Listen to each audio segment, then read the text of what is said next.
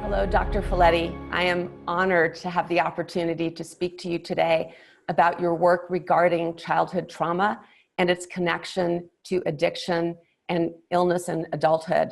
And I would like to start by asking you to give a brief summary of the Adverse Childhood Experiences Study, otherwise known as the A.C.E. study, and why its findings are so important in addiction treatment today. Well, the A.C.E. study really began by some counterintuitive findings that we made in a major obesity program that we were running here. The technique we were using for weight loss enabled us to take a person's weight down non-surgically, approximately 300 pounds in 1 year. And we, of course, assumed, isn't that wonderful? We've got this problem licked. And then some memorable patients in the middle 80s had things happen that convinced us that we had really missed the boat, that in fact obesity was not their problem. Obesity was an unconscious attempt to solve problems from years prior, because obesity offered certain advantages. I mean, get serious. How can it be good for you when there are so many bad aspects for it? Well, some things that patients told me. I remember talking with a woman going through a life year by year, and we get to age 23. She tells me that at 25, she was raped. In the year subsequent, gained 105 pounds. She looks down at the carpet and mutters, "Overweight is overlooked, and that's the way I need to be." And we ended up hearing that story one way or another from many patients, more typically women than men. Around the same time, we had two men in the program whose weight we reduced 100 and 150 pounds. They both worked as guards at the state penitentiary downtown. They made no bones about it. They were no longer comfortable walking into the cell blocks regular size. They felt a lot better looking big as a refrigerator when they walked in, bringing to mind our expression, throwing your weight around. So this was the beginning to see, led us down many trails. Why was this happening? And the trails all ended up in childhood experiences, commonly of a nature that we have all been very effectively taught as children, nice people don't talk about, and my God, certainly don't ask about. The issue of childhood sexual abuse turns out to be remarkably common. Once we started going down that trail, we learned about many other forms of abuse: heavy-duty beating in childhood, heavy-duty humiliation, growing up in severe neglect, growing up in a home where one of the members of your household was an alcoholic or a drug user, where one of the members was imprisoned during your childhood without both biological parents, growing up in a home where mother was beaten frequently, etc. And ultimately, the question came up, do these things exist in a general population, or was this just some aberrant group that I had managed to put together that it was true for? I ran into some people from the CDC, the Centers for Disease Control, and this was in 1990 now. I made a presentation at a national obesity meeting. And the presentation was really rejected. Someone in the audience got up and said that I really needed to understand that people who were more familiar with these matters, like obviously they, recognized that these statements by patients were largely fabrications to make a cover explanation for failed lives. And I remember thinking, of course, we all know that false claims of incest are made for social aggrandizement. There was a dinner for speakers that night, and seated next to me was someone from the CDC, and he said, look, you know, if what you're saying is true, it's got enormous importance for the country as well as the practice of medicine. But nobody's going to believe your 286 cases. What we need is a large epidemiologically sound study with thousands of people in it and from a general population, not limited to obesity. Well, we could do that. I had a very unusual Department of Preventive Medicine back home in San Diego here, and one division of that provided uncommonly comprehensive medical evaluation to 58,000 adults a year in this one setting. It was the largest operation of its type, certainly in the Western world, perhaps anywhere. So we spent the next 2 years planning what we were going to do.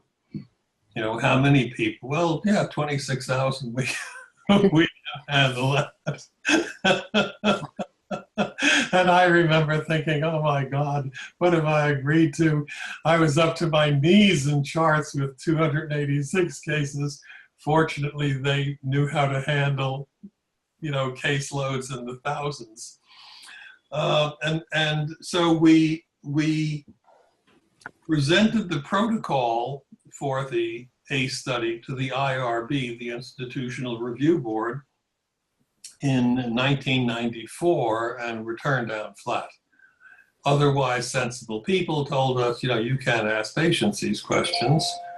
You're going to cause patients to decompensate, maybe occasionally become suicidal. You simply can't do this. We spent the next 9 months battling before we finally got agreement.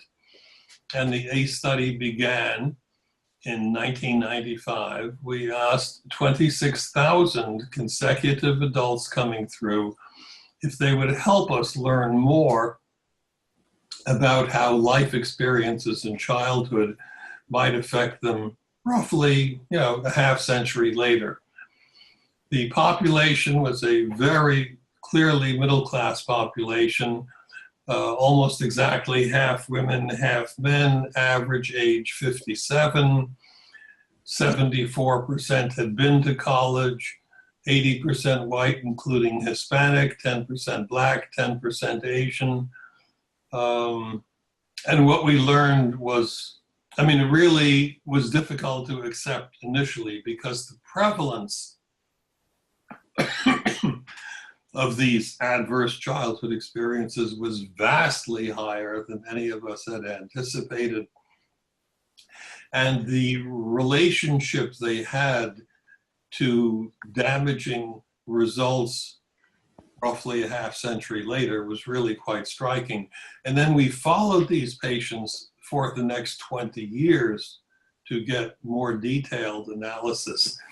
And what we found was these 10 categories of adverse childhood experience. A, were very common. B, tended to cause major emotional distress, which tended to trigger various coping mechanisms. Drinking, smoking. I mean, you know, we only hear smoking is bad for you. Well, there are benefits. Inhaled nicotine reduces anxiety, and it does so in 15 or 20 seconds after inhalation. But isn't it bad for you? Absolutely. Major downside, but that's 15 or 20 years away. Nicotine reduces depression. Nicotine reduces appetite. And as American Indians figured out empirically centuries ago, nicotine reduces aggression. That's why they were burning tobacco leaves in their ceremonial peace pipe, not moss or oak leaves. So that was interesting. A good example of coping mechanisms was the use of crystal meth. Everyone knows the dangers of crystal meth, et cetera, and all that stuff is true. virtually no one seems to remember that the first successful prescription antidepressant introduced for sale in the United States in the early 1940s was methamphetamine. Does it mean anything that the most common street drug is an effective antidepressant? But isn't it dangerous? Well, if you don't understand dosage, pretty much any medication is dangerous. I mean, you double your dose of digitalis, you'd be dead in 10 days on average. So dosage is a crucial issue. So part of the problem then was the damage that was produced by these various coping mechanisms, eating to feel better, and then realizing that obesity was often protective. Now, it had major downside risks. I mean, I'm heavy enough, there's a good chance you become diabetic and all the risks of that, etc. The risk of heart disease increasing. And then a vastly more complex category of how hyperstimulation of certain areas in the brain causes the release of pro-inflammatory chemicals, and how hyperstimulation of certain other areas of the brain causes suppression of one's immune system. And those two outcomes are linked heavily towards the development of autoimmune diseases. And we studied 21 different autoimmune diseases, and we found that adverse childhood experiences had a clear dose-response relationship to the likelihood of 16 of those 21 occurring. Malignancy, cancer, again, how could what happens to a little kid, affect the likelihood of their having cancer 50 years later? Well, smoking 3 packs a day to feel better is one answer, but that was just a little piece of the picture. The bigger piece of the picture came as a result of immune system suppression. We are all forming small numbers of cancer cells every day. Our immune systems recognize them in the background, destroy them, and we never know the difference. If there's immune system suppression, those cells are no longer destroyed, and they bloom into different kinds of cancers. So this was really staggering to realize all of this was going on unbeknownst to us. There's a fourth category that we did not study, epigenetic changes in gene function, not in gene structure. Change in gene structure would be a mutation. This is like putting an on-off switch on a gene. And that's quite interesting. We didn't study it because in the early 90s, when we were putting the study together, the word epigenetics barely existed. The field has grown explosively, and you'll be hearing a great deal about that in upcoming years. But we only studied 3 of the pathways towards chronic emotional distress, towards the damage induced by various coping mechanisms like heavy smoking, overeating, heavy drinking, etc., promiscuity, and the effects caused by hyperstimulation of certain areas of the brain and the consequences of that. So that basically is the essence of the A study. It has attracted surprising amounts of interest really throughout the Northern Hemisphere and Australia. Quite remarkable. I mean, just this morning I got an email from someone in China who wanted some further detail on it. And it's been, pieces of it have been replicated around the world, and there's no question about the relationship that these 10 categories of adverse childhood experience have to adult health, well-being, biomedical disease, and premature death later in life.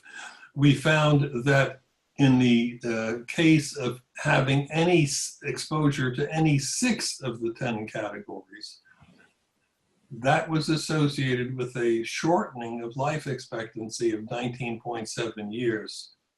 So the effect of this is major. Yes. So given these findings, I'm left with questions about working in the field of eating disorders, where there's still a significant focus on normalizing eating and weight. And some of that takes the form of structured eating, looking at certain foods that might be addictive, eliminating certain food groups in an attempt to reduce weight, and also in an attempt to not trigger an addictive reaction.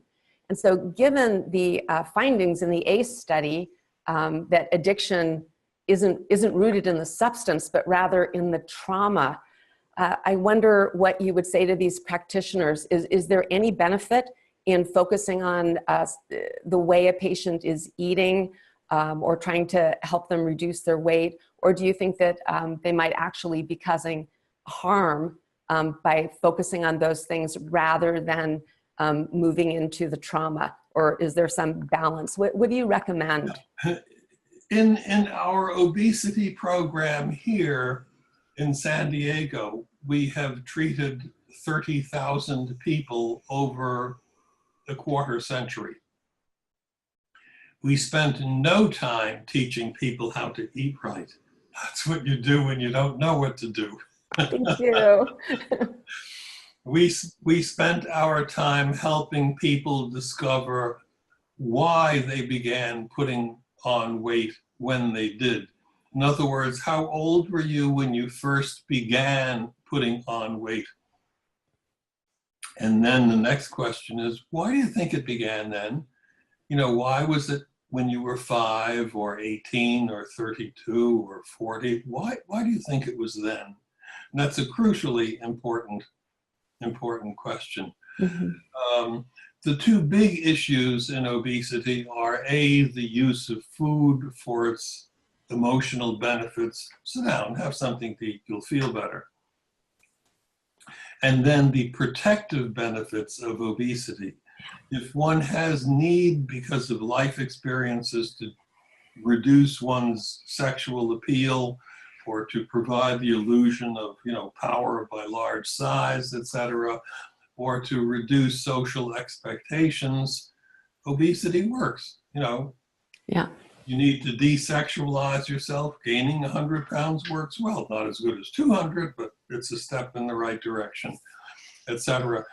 And so ultimately we saw that there was a real paradox that we had uncovered. Yeah. I'll refer to it as a public health paradox, that many of our most difficult public health problems are indeed that, from a social standpoint. But from the standpoint of the individual involved, are often unconscious attempts to reduce bad feelings, typically induced by something that occurred, years earlier, decades earlier, etc. And the crystal meth is a very good example. It's a lot easier to say, my kid's on that damn crystal meth because there's a dealer on the next block, than it is to say my kid's buying antidepressants on the street, which, is like, really? Why? Not a comfortable question to have to face. Right.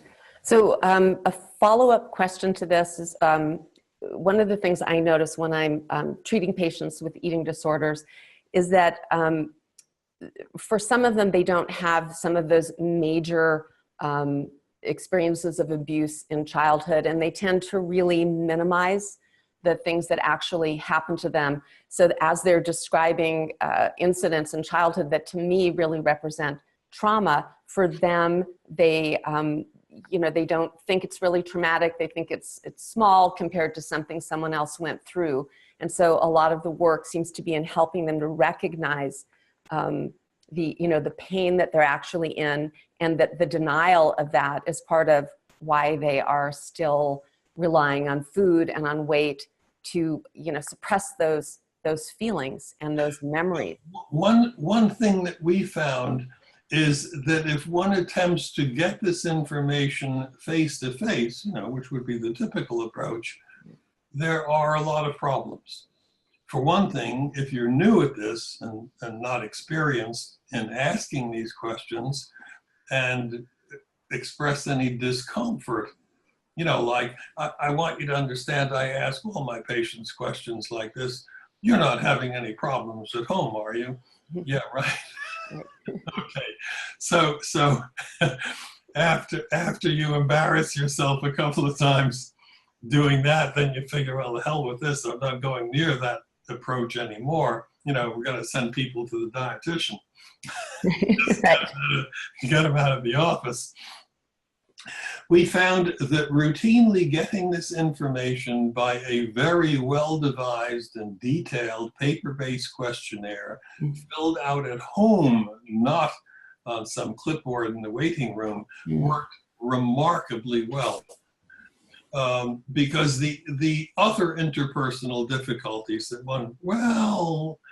this doctor's too young this one's too old to understand. I'd rather talk with the lady doctor, or I'm not comfortable talking with the lady doctor about this, or I'd rather talk with somebody who's Vietnamese or Polish like me that would understand, etc.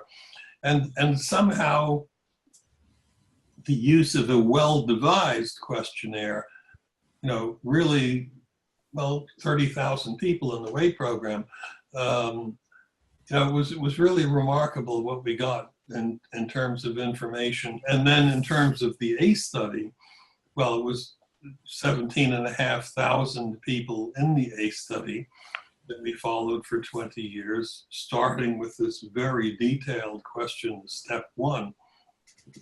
And then as a result of that, when we integrated it into our practice in the department, where we asked everyone these questions, blended in with questions like, have you ever had kidney stones or a heart attack or things like that.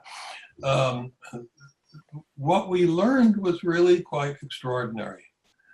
And a big surprise is that appeared to be de-stressing to patients.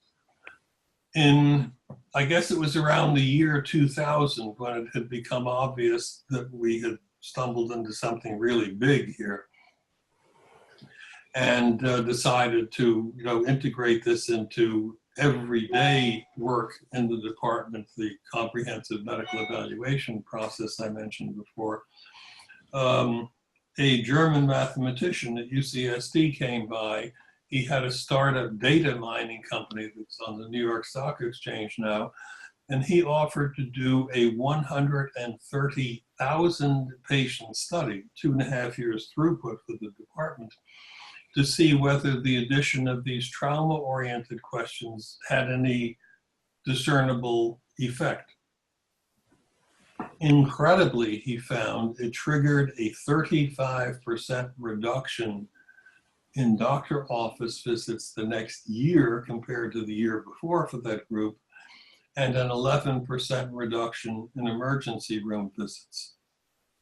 Now, the dollar value of that is extraordinary. I mean, that has implications in the multi-billion-dollar range, and it's attracted the attention of a number of state governments who see the value of this in terms of its implications for their state Medicaid budgets. How that will play out over time is yet to be determined, but the potential there is rather striking. So I had a follow-up question. It sounds like there's just tremendous value in being able to just report the information. And I know from having heard you speak before that often patients experience a real lift in their depression just from having someone ask the question and really listen to the answer and understand. And I wonder, there's a piece that's important there, and it took us a while to figure it out. and implicitly accept that person. You know, I told the doctor or the nurse practitioner, you know, this terrible story about myself, and they still treated me nice afterwards. They wanted me to come back. And I realized that we had created an analog of confession in the Catholic Church. Yes, exactly. And I'm not saying that as a religious person, because I'm not, but confession is a very interesting process. I mean, it's been in use for 1,800 years, suggesting, you know, maybe it meets some basic human need, like being able to tell somebody important to you something terrible about yourself, and coming out a minute or two later realizing that, you know, I still seem to be accepted here. Right. And that's such an important part of psychotherapy. And we as marriage and family therapists, we have a lot of people coming into the office that are struggling with various kinds of addictions, and particularly with eating disorders. There's so much shame around either, you know, having your weight go up and being what we call fat, right? Which is a very shame-based word even to use, or people who are overeating and then they're purging or using laxatives or some other way of trying to minimize what they consider both the damage to their bodies and really hiding from people that they're using food in this way to help with depression and anxiety, and that there's so much value in helping patients tell their story, listen, as you said, there's an accepting quality so that people feel still this surprise that they're still valued after they've told the story that they have a lot of shame about. Do you have any other you know, words of wisdom or things that you would suggest for psychotherapists to deepen their work when people do come into treatment for eating disorders and the trauma that they've experienced in early childhood? I think probably the biggest idea to come out of this is the importance of a really comprehensive, you know, I would call it a medical history, life history, going back to the very beginning, because it's all too easy. Wow, that happened 50 years ago. I mean, come on, you know, kids are resilient, they get over that, et cetera, and dismiss it when in fact those things have extraordinary ability to manifest themselves throughout the rest of a person's life. Well, I mean, 19.7 years of reduced life expectancy is a pretty impressive thing. You've mentioned the term addiction several times, and something comes up that's an interesting story.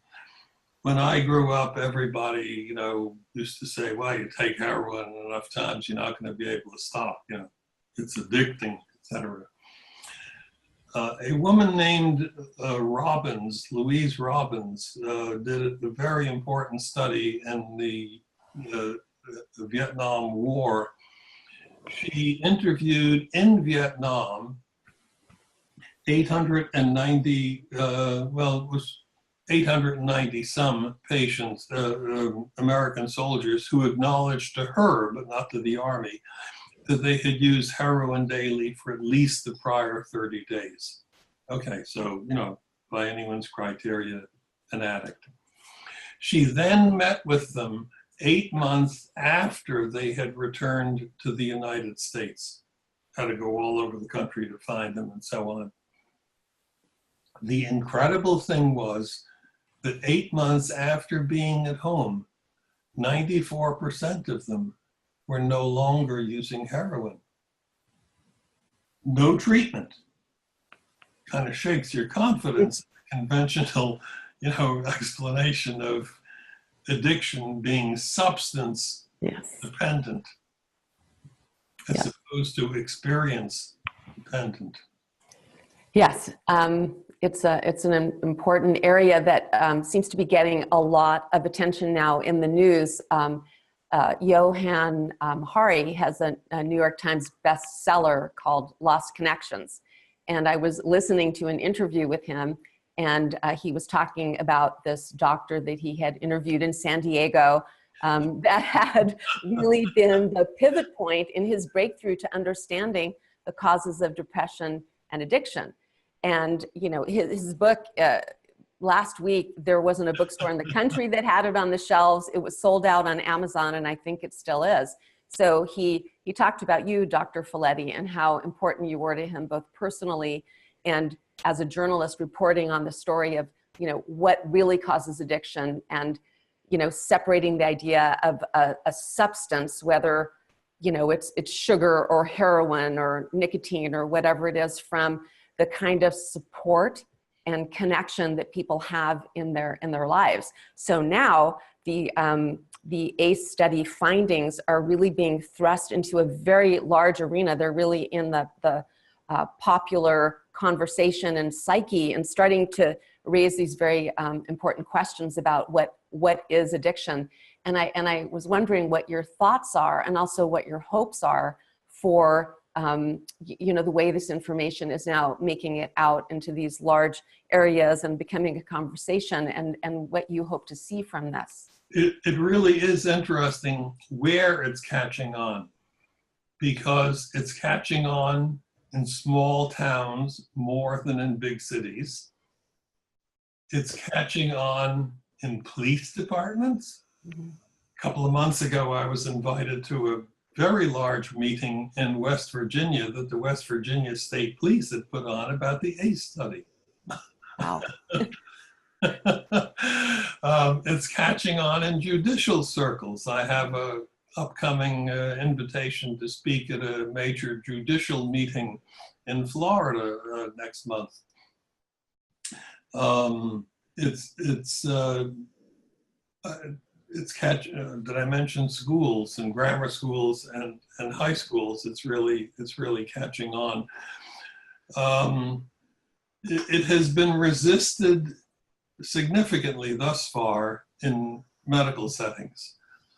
I think that's beginning to change, but, you know, change is slow.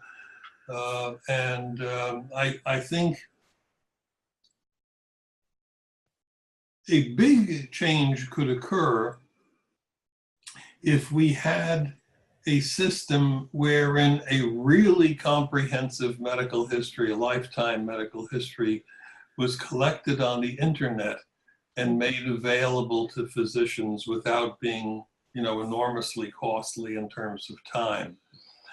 And it's my hope that we might be able to stimulate people who are developing electronic medical records to make this a part of the EMR, to collect a detailed medical history on the internet at home, and then tune this up in the office, you know.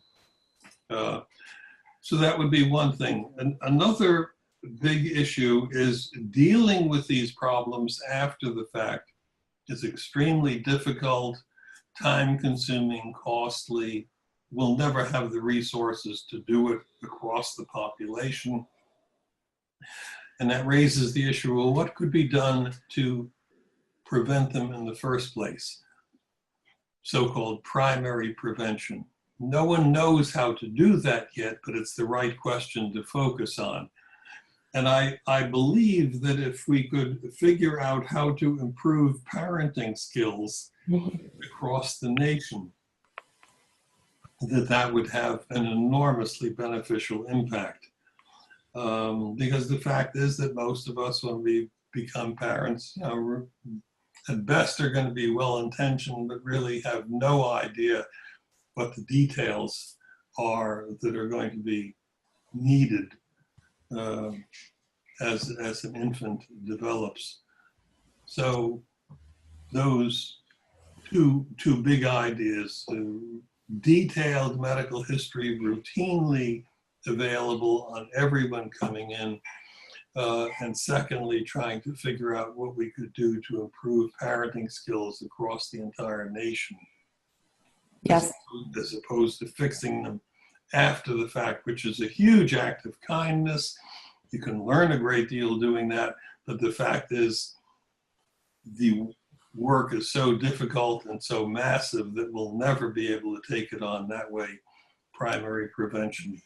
And one of the things I've noticed is as we're working hard to destigmatize going to psychotherapy, And we have more and more patients coming in who are coming to therapy because they have issues and they're deeply concerned about not being able to parent their children in the ways that they want to because they're depressed or they're anxious or they're not able to really establish an intimate connection with their children.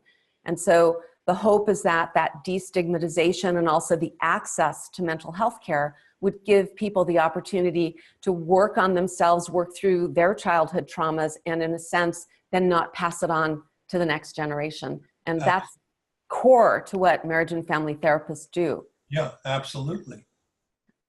So is there anything else you would like to share before we call this to a close?